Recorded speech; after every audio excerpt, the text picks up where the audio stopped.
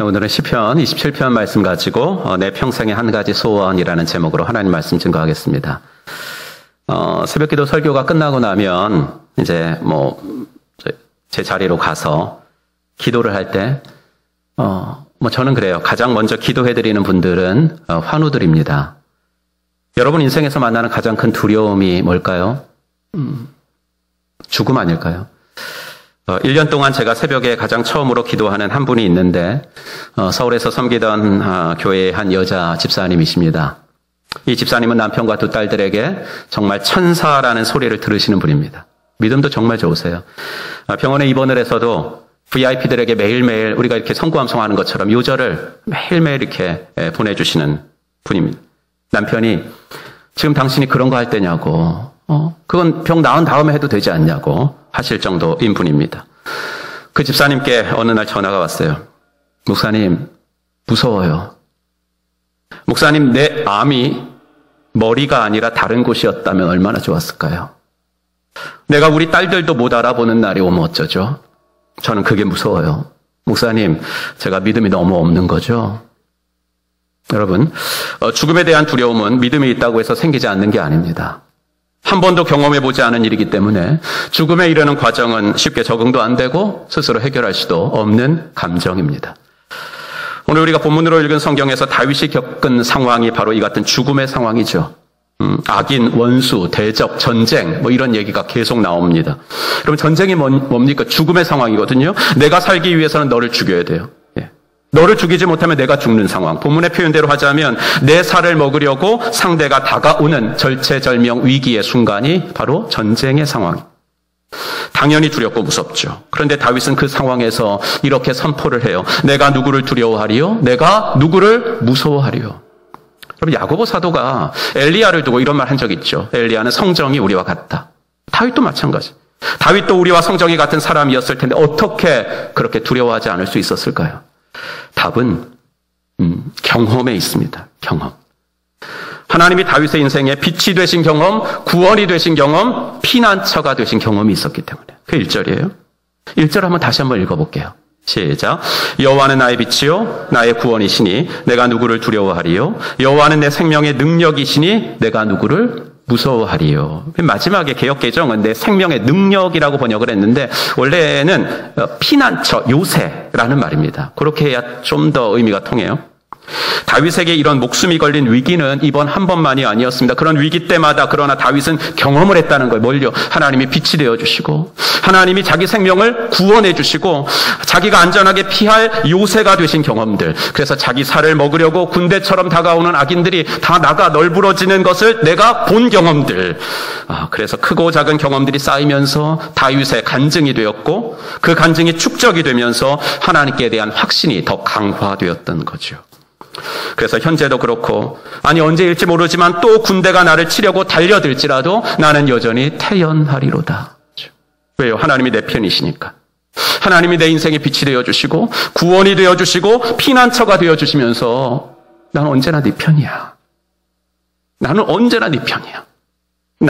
그러니까 난 어떤 두려운 상황 속에서도 안심합니다. 라고 선포를 했던 거예요.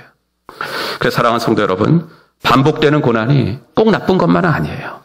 그렇다고 하나님이 우리들에게 고난만 주시는 건 아니잖아요. 더 좋은 일을 더 많이 주시죠. 선하신 분입니다. 우리에게 가장 좋은 것이 무엇인지 그분이 가장 잘 알고 계십니다. 전도서를 쓴 솔로몬도 그랬고 그리고 야고보 사도도 그랬고 언제나 우리 하나님은 찬송할 일과 기도할 일을 섞어서 주시는 분이신 줄로 믿습니다. 얼마 전에 이건 좋은 일이니까 광고를 해도 되지 않을까 싶은 본인에게 허락은 안 받았는데 우리 변정주 장로님께서 책임연구원으로 승진을 하셨습니다. 이런 톡을 보내오셨어요. 교만하지 말라고 남들보다 빠르지 않게 대신 세상에 꿀리지 말라고 늦지는 않게 승진하게 하신 것 같습니다. 그렇죠? 우리 하나님 정말 선하십니다. 너무 교만해지지 않도록 너무 좌절하지 않도록 우리를 인도하시는 분이신 줄로 믿습니다. 그래서 여러분 고난이요 믿음을 결과시키는 쪽, 고난이 믿음을 결과시키는 쪽으로 우리의 태도를 몰아간다면 그 고난은 복인 줄로 믿습니다. 그 고난이 그분의 인생에 믿음이라는 흔적을 남길 수만 있다면 그 사람은 복 있는 사람입니다. 반면에 고난이 원망이라는 흔적을 남기는 분들도 있지요. 그러면 고난이 믿음이라는 흔적을 남기려면 어떻게 해야 할까요? 내 힘으로 통제할 수 없는 어려움, 두려움, 이건 어떻게 극복을 해야 하지요? 이걸 극복하지 못하면 원망이 생기는 거고, 이걸 극복을 하면은 믿음이라는 흔적이 내 삶에 새겨지는 건데, 그러려면 어떻게 해야 할까요? 답은 내 힘으로 못하니까 하나님을 바라보는 것입니다. 그런데 하나님을 바라본다는 게 정말 추상적인 말이거든요. 보이는 대상조차 저 사람 바라봐 라고 하면 그 바라보면서 뭐 하라는 건가? 이 감이 잘 안 와요. 근데 하물며 보이지 않는 대상을 바라보라니 이건 정말 뜬구름 잡는 말이거든요. 그러면 하나님을 바라보라는 것은 무엇일까? 하나님을 바라보는 것은 어떻게 하는 걸까? 두 가지로 하는 거예요. 첫째, 하나는 과거를 기억하며 하나님 바라보는 거고, 둘째, 미래를 상상하며 하나님 바라보는 겁니다.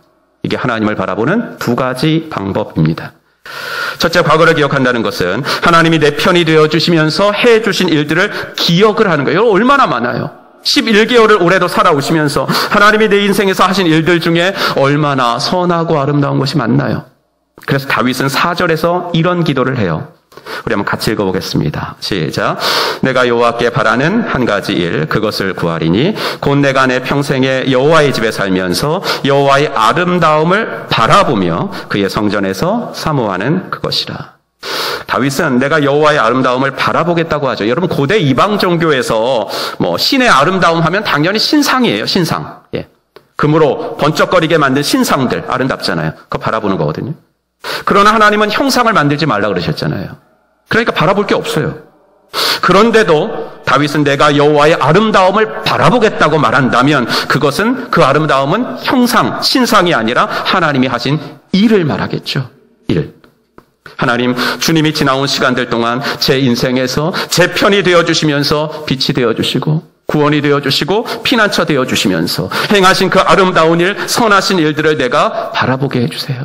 기억하게 해주세요. 잊지 않게 해주세요. 어려운 거 해결됐다고, 급한 불 껐다고 주님이 해주신 일들 잊어버리지 않게 해주세요. 꼭 기억하며 살아가게 해주세요. 그게 제 소원이에요. 이렇게 기도를 했다는 겁니다. 그러니 내 힘으로 통제할 수 없는 어려움, 두려움이 올 때는 과거를 기억하시기를 바랍니다.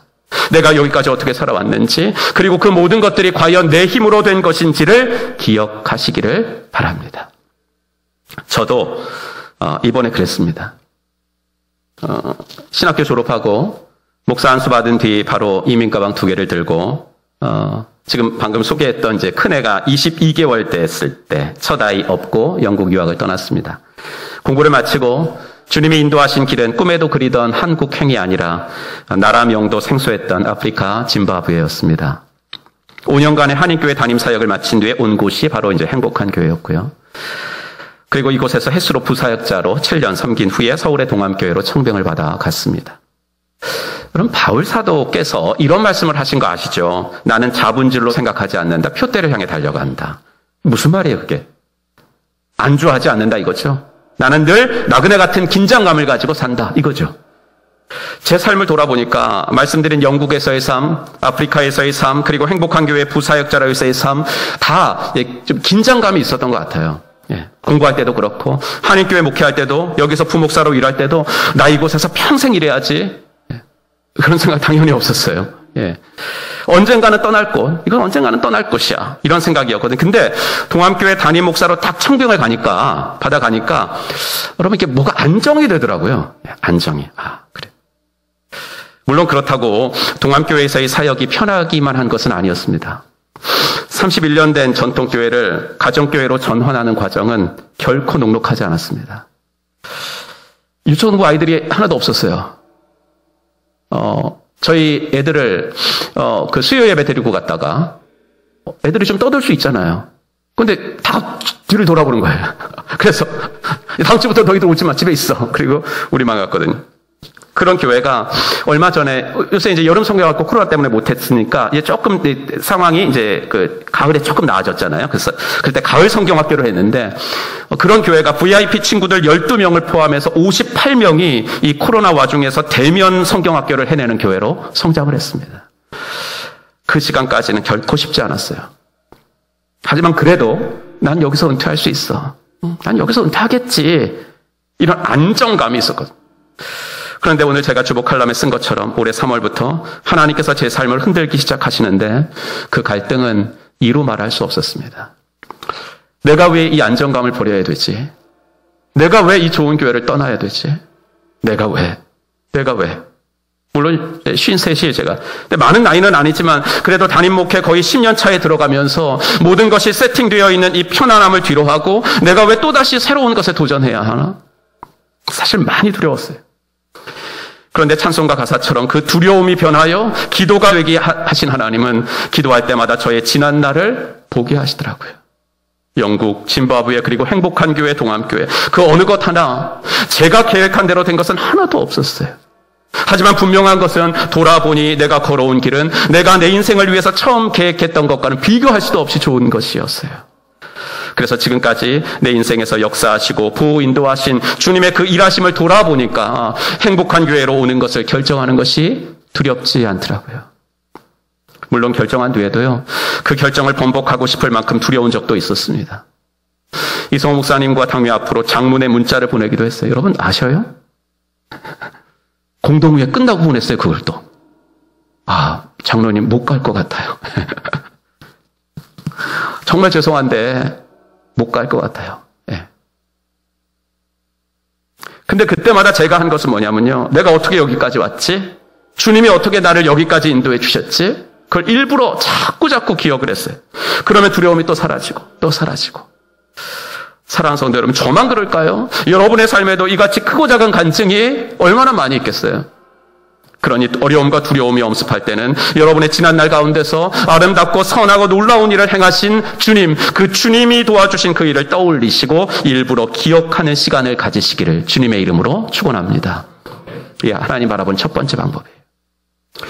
두 번째, 내 입으로 통제할 수 없는 어려움, 이 두려움이 올 때는 미래를 상상하면서 하나님 바라보는 거예요. 여러분, 하나님이 내 빛이 되시면 어떻게 되겠어요? 어둠이 물러가겠죠. 하나님이 내 요새가 되시면요. 아무리 적군이 공격해도 나는 안전하겠죠. 하나님이 내 편이 되시면 다윗의 고백대로 10,000만인이 나를 둘러 진친다 하여도 나는 여전히 태연하리로다. 이 고백할 수 있겠죠. 옥중에서 찬송했던 바울과 실라의 그 찬송이 내 마음속 깊은 곳에서도 터져 나오겠지요. 하나님이 내 편이 되시는 것을 상상하면. 여러분, 상황과 환경에 함몰되지 마시길 바랍니다. 문제 바라보지 마시고 언제나 문제보다 더 크신 하나님을 바라보십시오. 자꾸 그 문제 밑으로 들어가려고 하지 마십시오. 많이 들으신 말씀처럼 먹구름 아래만 비가 오는 거지요. 먹구름 아래만 비가 오는 것이 그 구름 위는 언제나 찬란한 태양이 비추고 있는 거 아니겠습니까? 저는 기도를 비행기에 종종 비유합니다. 비행기를 타고 이륙합니다. 비행기가 점점 하늘로 오르면 63빌딩, 롯데타워 이런 건물들도 점점 작아지면서 이제 나중에 점처럼 보이잖아요. 우리가 기도할 때 문제가 그렇게 됩니다. 처음에는 나를 집어삼킬 만하게 크게 보이는 문제도 기도라는 비행기를 타고 주님의 보좌 앞으로 올라가게 되면 점처럼 보이게 되는 줄로 믿습니다. 기도하면 하나님이 하실 일들이 상상이 되거든요. 기도하면 좀 힘이 생겨요. 기도한다고 당장 문제가 해결되는 거 아니에요. 그럼에도 불구하고 기도하면 왜 용기가 생기고 왜 힘이 생기고 믿음이 더 확신이 생기고 그러죠? 여러분 11절 이하를 보면 기도해도 다윗의 대적들은 여전히 그대로였어요. 대적이 물러간 게 아니라 여전히 그대로였어요. 즉 상황이 변한 것이 아니라는 겁니다. 기도가 상황을 변하게 할 때도 있죠. 하지만 그러지 않을 때가 더 많아요. 그럼 왜 기도하죠? 기도는 상황을 변화시키는 것이 아니라 그 상황을 대하는 내 태도를 변화시키기 때문입니다. 기도는 상황을 바라보는 내 해석을 변화시키기 때문입니다. 그리고 그 이유는 기도하면 내 편이 되시는 하나님의 하실 일들이 상상되기 때문입니다. 그러니 여러분, 고난이 오고 내 힘으로 통제 불가능한 어려움과 두려움이 엄습해 올 때는 이걸 아예 머릿속에 좀 집어넣으십시오. 뭐냐면 상심하지 말고 상상하라. 상심하지 말고 상상하라. 두려움에 함몰되어 상심하지 말고 그 두려움 가운데서 하나님의 하나님 되심을 보여주실 그 좋으신 주님을 상상하는 거예요. 여러분, 과거를 기억하는 거하고 미래를 상상하는 건 이게 연결되는 작업이거든요. 과거를 기억해 보면 볼수록 하나님께 대한 믿음이 더 강해지고 더 하나님의 사랑이 더 확신이 돼요. 그러면 내년에 어떤 일이 우리를 기다리고 있을지 모르지만 한 번도 걸어가 보지 못한 길이라 두렵지만 두려움에 사로잡히지는 않습니다. 근거 없는 배짱? 그거 아니고요. 하나님의 일하심을 체험한 것에서 나오는 확신이고 믿음인 줄로 믿습니다. 올해 그렇게 나를 신실하게 지켜주시고 도와주셔서 여기까지 오게 하신 하나님이 내년에는 야, 올해 너 도와주느라고 내가 많이 힘들어서 내년에는 좀 쉴랜다. 그러겠냐 이거죠. 그게 아니잖아요. 여전히 도와주시지 않겠는가? 여전히 손 붙잡고 같이 걸어가 주시지 않겠는가? 확신이죠. 아니, 하나님이 주시는 은혜는요, 예년과 같은 수준 그 정도 아닙니다, 여러분. 코로나로 모든 부분에서 상황이 안 좋아졌잖아요. 사회도, 교회도, 기업도. 그래서 만약에 뭐 장사하시는 분이, 그냥 작년 수준이에요. 그럼 잘 된 거예요, 올해. 예, 작년 수준이라고. 하지만 주님이 주시는 은혜는 예년의 그 수준이 아닌 줄로 믿습니다. 우리가 하나님이 하실 일을 믿음으로 상상하면 하나님은 우리의 상상 그 이상으로 일하시는 좋으신 분이신 줄로 믿습니다. 이게 바울 사도의 말씀이에요. 에베소 3장. 우리 한번 같이 에베소 3장 20절 말씀 같이 읽겠습니다. 우리 가운데서 일하시는 능력을 따라 우리가 구하거나 생각하는 것 이상으로 더욱 넘치게 주실 수 있는 분에게 교회 안에서와 그리스도 예수 안에서 영광이 대대로 영원 무궁하도록 있기를 빕니다. 아멘. 이 하나님을 상상하니까 다윗이 고백한 대로 군대가 나를 대적하여 진칠지라도 내 마음이 두렵지 아니하며 전쟁이 일어나 나를 치려할지라도 나는 여전히 태연하리로다. 이 고백 나오는 거죠. 바라기는 하나님이 이미 우리 인생과 우리 교회를 위해서 해주신 아름다운 일들 기억하고 또 앞으로 하나님이 해주실 그 교회를 위해서 우리 인생을 위해서 해주실 아름답고 선한 일들 상상하면서 하나님을 바라보는 이번 한 주간 그리고 12월이 되기를 주의 이름으로 축원합니다. 이렇게 과거를 기억하고 미래를 상상하면서 다윗은 자신의 소원을 한 가지 말하는데 이게 참 또 은혜가 되는 것 같아요. 27장 4절 끝부분 보시면요. 그의 성전에서 사모하는 그것이라 이렇게 됐죠. 사모하는 그것이라. 근데 이 사모하다라는 단어가 이제 히브리어로 바카르라는 단어인데, 이게 이제 주의 깊게 살펴보다 이런 뜻이에요. 주의 깊게 살펴보다. 그래서 레위기에서는 제사장들이 병을 진찰하다 할 때 이 바카르라는 단어가 쓰였습니다. 주의 깊게 살펴보는 건 진찰하는 거죠. 예. 그리고 이 단어가 또 희생 제사를 드릴 때 또 사용됐습니다. 희생 제사를 드리면서 여호와께 하나님이 제사를 드리는데 이게 맞나요? 이렇게 묻는 거. 이게 이제 바카르. 사모하다라는 단어거든요. 제가 한번 찾아드릴게요. 열왕기하 16장 15절 제가 읽겠습니다. 아하스 왕은 우리야 제사장에게 명령하였다. 아침 번제물과 저녁 곡식예물, 왕의 번제물과 곡식예물, 또 이 땅의 모든 백성의 번제물과 곡식예물과 부어드리는 예물을 모두 이 큰 제단 위에서 드리도록 하고 번제물과 희생제물의 모든 피를 그 위에 뿌리시오. 그러나 그 놋제단은 내가 주님께 여쭈어 볼 때만 쓰겠소. 여쭙다, 묻다. 이게 이제 바카르라는 단어. 오늘 본문에서는 사모하다라는 단어로 번역된 단어예요. 그래서 우리 교회에서도 즐겨 사용하는 새 번역은 다윗이 말한 내가 그의 성전에서 사모하는 그것이라 이 부분을 이렇게 번역을 한 겁니다. 성전에서 주님과 의논하면서 살아가는 것입니다. 즉 주님께 여쭈면서 주님께 물어보면서 살아가는 게 내 소원입니다. 이렇게 번역을 한 겁니다.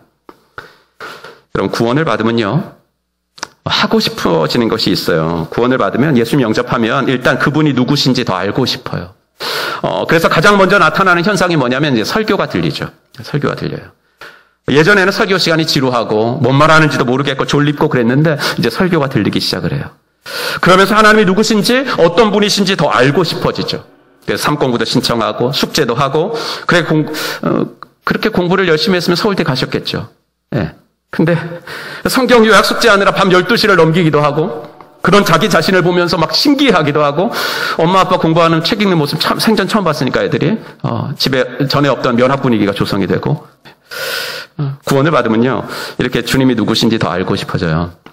둘째, 구원을 받으면 주님의 일이 하고 싶어지죠. 그건 당연한 것 같아요. 이건 지옥에 갈 운명을 천국행으로 바꾸어 주셨는데 나에게 생명을 주셨는데 내가 그분을 위해서 뭐라도 하고 싶어지는 거 그거 당연하죠. 예. 교회당 청소를 하시는 분들을 뵐 때 제가 여기 이제 와서 산 지가 이제 한 달 반 정도 됐는데 한 달 반 동안 매주마다 봤어요. 화요일은 화요일대로, 수요일은 수요일대로, 목요일은 목요일대로. 성도님, 이거 청소하러 일부러 오신 거예요? 바쁘신데, 건강도 안 좋으신데, 이거 힘든 건데, 이거. 너무 감사드려요. 그럼 이구동성으로 하시는 말씀이 뭔지 아세요? 목사님, 하나도 힘들지 않아요. 정말이에요. 내가 하고 싶어서 하니까 정말 하나도 힘들지 않아요. 여러분, 그거 해서 구원받나요? 아니죠. 예배 잘 드려서 봉사 많이 해서 헌금 많이 해서 전도 많이 해서 구원받는 거 아니잖아요. 우리가 이런 것을 하는 것은 구원받기 위해서가 아니라 구원받았기 때문에 하는 거잖아요. 너무나 감사하니까. 날 자녀 삼아 주신 하나님이 제일 기뻐하시는 것이 예배라고 하시니까 주일이면 어떤 일이 있어도 나 예배 드리는 것만큼은 내가 포기하지 않으리라. 예배 드리는 거죠. 하나님은 나를 위해서 그 아들의 목숨까지 주셨는데 난 정말 목숨은 못 드려도 여러분 순교예요. 정말 말 그대로 목숨 드리는 거. 근데 난 정말 목숨은 못 드려도 그래서 하나님이 우리를 대한민국이라는 나라에서 태어나게 하시기 감사하지 않아요? 이 신앙의 자유가 있는 나라에서. 하지만 정말 우리가 정말 이 목숨을 문자 그대로 드리지는 못해도 정말로 사람들이 목숨만큼이나 귀하게 생각하는 물질을 드리면서 그리고 물질보다 더 중요하게 생각하는 게 뭐예요, 사람들이? 시간이에요. 시간. 예. 그렇죠? 예. 시간을 드리면서 감사의 마음을 표현하는 거라고요. 예수 믿지 않는 비신자들을 보면 꼭 내가 예수 믿기 전에 모습이 생각이 나서 불쌍하고 안타까워서 예수 믿으라고 복음 전도하는 거. 다 구원받았기 때문에 그 감사의 반응으로 하는 거죠. 그런데 그 일을 할 때 다윗은 주님과 의논하며 하기를 소원했다는 거예요. 왜요? 그러지 않으면 주님과 교회를 위해서 한다는 그 일이 내 열심과 내 만족을 위해서 하는 것이 되기 쉽고 그러다 보면 10중 8구 내 의가 튀어나오기 때문이에요. 나는 봉사하는데 넌 왜 안 해?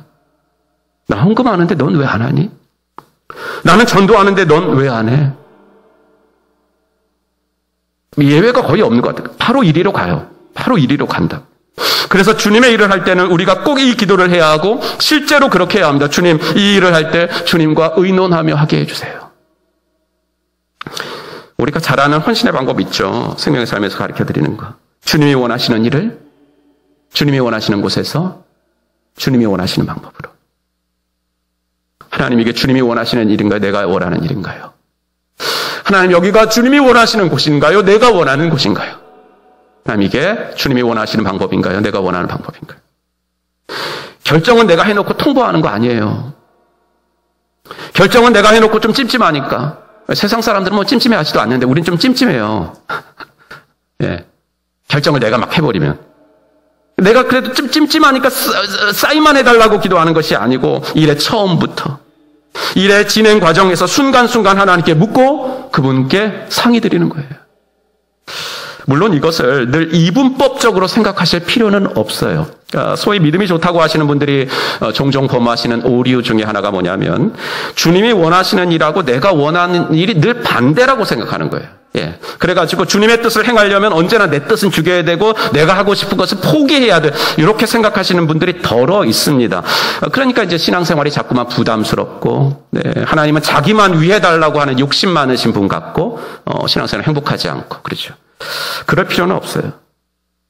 주님이 원하시는 일을 주님이 원하시는 곳에서 주님이 원하시는 방법. 이게 헌신의 대원칙인데요.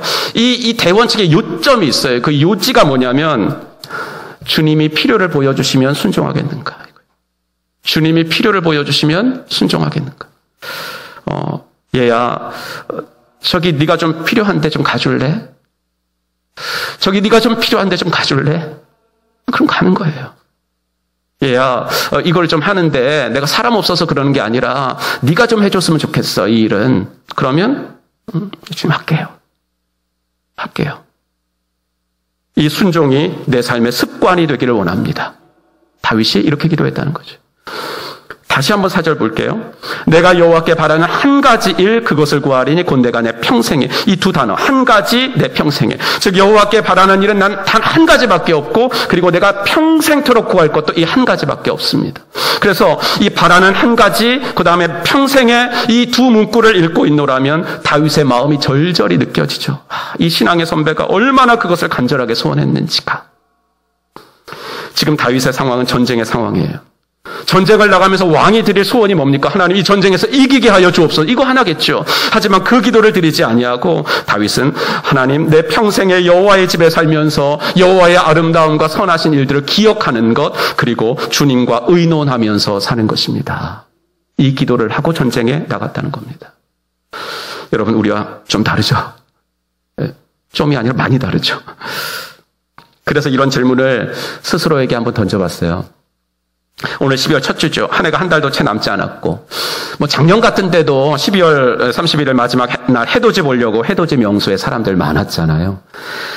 올해도 그렇겠죠. 사람들은 어제와 다름없이 떠오르는 태양을 보면서 소원을 빌죠. 이런 생각을 해보았습니다. 누군가 나에게 소원을 말해보라고 한다면, 몇 개 아니고 딱 한 개만 들어줄 테니까 말해보라고 한다면 난 뭐라고 말할까? 여러분은 어떻게 대답하시겠습니까? 하나님이 소원을 말해봐 라고 말씀하신 사람이 있죠. 하나님 소원을 말해봐 라고 말씀하신 누구예요? 솔로몬. 그렇죠? 열왕기상 3장 5절부터 9절, 5절과 9절 한번 같이 읽겠습니다. 시작. 기브온에서 밤에 여호와께서 솔로몬의 꿈에 나타나시니라. 하나님이 이르시되 내가 네게 무엇을 줄꼬 너는 구하라. 누가 주의 이 많은 백성을 재판할 수 있사오리까? 듣는 마음을 종에게 주사 주의 백성을 재판하여 선악을 분별하게 하옵소서. 솔로몬 지혜 구했다 그러는데 지혜인데 너무 의역을 한 것이고, 듣는 마음을 구한 거예요. 듣는 마음. 믿음의 사람들에게는요, 그래서 뭔가 좀 통하는 구석이 있는 것 같아요. 믿음의 사람들은 이렇게 뭔가 좀 신앙의 결이 좀 같아요. 바라보는 방향이 좀 같은 것 같아요. 솔로몬은 주님 저는 듣는 마음을 갖는 거 그게 소원입니다라고 말했고, 다윗은 주님 저는 주님과 의논하며 사는 것이 제 소원입니다. 이렇게 말했다는 것입니다. 똑같은 대답이죠. 의논한다는 것이 뭐죠? 대화한다는 것이고, 대화는 진정한 대화는 쌍방 대화를 갖다가 진정한 대화라고 하는 것이고, 쌍방 대화의 핵심은 뭐냐면 듣는 겁니다. 솔로몬이나 다윗이나 내 평생의 유일한 소원은 주님의 음성을 듣는 것입니다 라고 말씀드렸다는 것. 그리고 주님의 음성을 듣는 것은 우리가 잘 아는 대로 기도입니다.